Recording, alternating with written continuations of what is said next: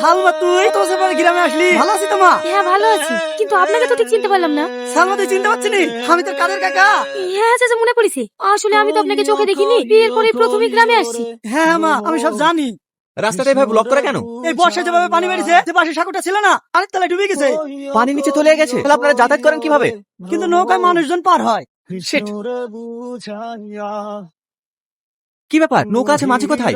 প্রচুর লেট হয়ে যাবে। এই কি অসভ্য তুমি! আরে ছি ছি ছি, এই পাগল, পানা করা সত্যি আবার গায়ে কাঁদা দিলি। কি হয়েছে ভাই? আর বলেন না, এই পাগলটা কাদা ছুড়ে আমার পোশাকটাই নষ্ট করে দিল। এই, স্যার গায়ে কাদা দিলি কেন? তোকে শেষ করে দেবো, স্যার। হ্যাঁ? আরে দাঁড়ান। আর কাদা দিবি? আমার ছেলেকে মারো না, আমার ছেলেকে মেরো না, আমার ছেলেকে ছেড়ে দেবো মানে? সাদিয়া লোকজন দেবে, সবার গায়ে কাদা দেবে?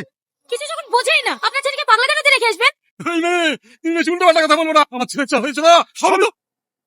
বাবা চুপ করে গেলেন যে, কি বলতে চাইছিলেন বলুন। থাক, আমি কিছু বলতে চাইনি, ওকে ছেড়ে দেবো।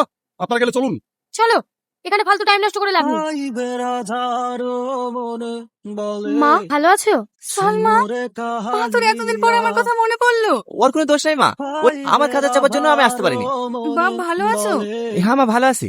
বাপ দাঁড়িয়ে থাকলে যে, বসো না। না মা, বসবো না, তুমি মায়ের সাথে গল্প করো, আমি একটু আসছি। বাবা, আপনার সাথে আমার কিছু কথা আছে। কি কথা বা? কাকা, আজ সকালে আমার স্ত্রীকে আপনি কি বলতে যাচ্ছিলেন? না না, আমিও কথা বলতে পারবো না। আমি চাইনি তোমার স্বামী স্ত্রীর মধ্যে ঝামেলা হোক। কোনো অশান্তি হবে না কাকা, আপনি বলুন। তাহলে শোনো, বিয়ের আগে তোমার এই ঘাট দিয়ে প্রতিদিন পার হতো। সামাদ, আমি আসছি, আমি তো তোমাকে নিয়ে আসতাম। ফটো বাড়তি দেখেছো? কোনো টাইম হয়ে যাচ্ছে না। তাই তো গো, তুই তো মাথার উপর। চলো চলো, সাবধানে, পথে পথে। আব্বা, নৌকো ছেড়ে দাও।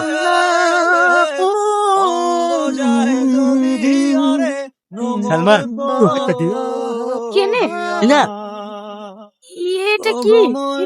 লিখছি তুই আমার জন্য? হ্যাঁ, তুই এটা পরে স্কুল যাবি। ঠিক আছে। তাহলে আমার জন্য কি আছে? আলু ভাজা দিয়ে রুটি আছে, তুই খাস? খাবো না। তুই স্কুলে কি কি খাবি? আমি স্কুলে গিয়ে কিছু কিনে খেয়ে নেবো।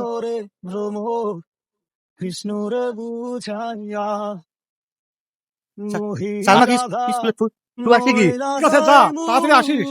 সালমা, চারদিকে কি সাবধান, কি সুন্দর লাগছে রে। তুই যদি দেখতি তাহলে কি মজা হতো রে।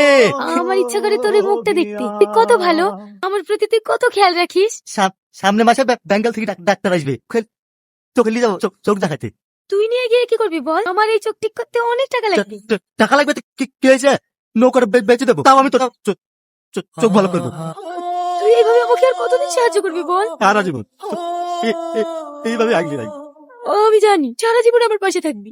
সালমা, সালমা বাড়িতে নেই, আপনাদের তো ঠিক চিনতে পারলাম না। আপনি আমাকে চিনতে পারবেন না, আমি কলকাতা থেকে এসেছি। কলকাতা থেকে? আসেন আসেন, বসেন স্যার। না না স্যার বলবেন না, আমি আপনার ছেলের মতো। আমাকে চেনেন তো? আপনার মেয়ে যে স্কুলে পড়ে, ওই স্কুলে হেডমাস্টার আমি। ও, আসলে আপনাকে একটা কথা বলতাম, কিভাবে যে বলবো বুঝতে পারছি না। আসলে আমাদের এসআই সাহেব আপনার মেয়েকে খুব পছন্দ করেছে, আপনাদের আপত্তি না থাকলে উনি বিয়ে করতে চান। না না, আপত্তি থাকবে কেন? কিন্তু আমার মেয়ে চোখে দেখতে পায় না, কি তো জানেন? হ্যাঁ হ্যাঁ, সব জেনেই উনি বিয়ে করতে চান। আপনি কোনো চিন্তা করবেন না মা, আমার উপর বিশ্বাস রাখুন।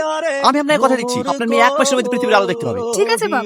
না মা, অত বড় লোকের ছেলেকে আমি বিয়ে করবো না। আমি সামাদকে ভালোবাসি। সামাদের কি আছে বল? সবকিছু বিক্রি করে ওকে তো চোখ ভালো করতে পারবে। কিছু তোকে বিয়ে করবো বলছে, নিজের চোখে হসপিটাল আছে। কিন্তু মা, কোনো কিন্তু শুনতে চাই না। আমি ওদের কথা দিয়ে দিয়েছি, আমি পরশুদিনই তোর বিয়ে। আমি চাই যে দুনিয়ার আলো দেখ। সামাদ ভাই, আমার বিয়ে হয়ে গেছে ওই কলকাতা বাবুর সাথে। তুমি মিথ্যে কথা বলছি।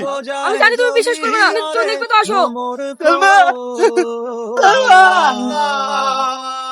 সালমা, সালমা।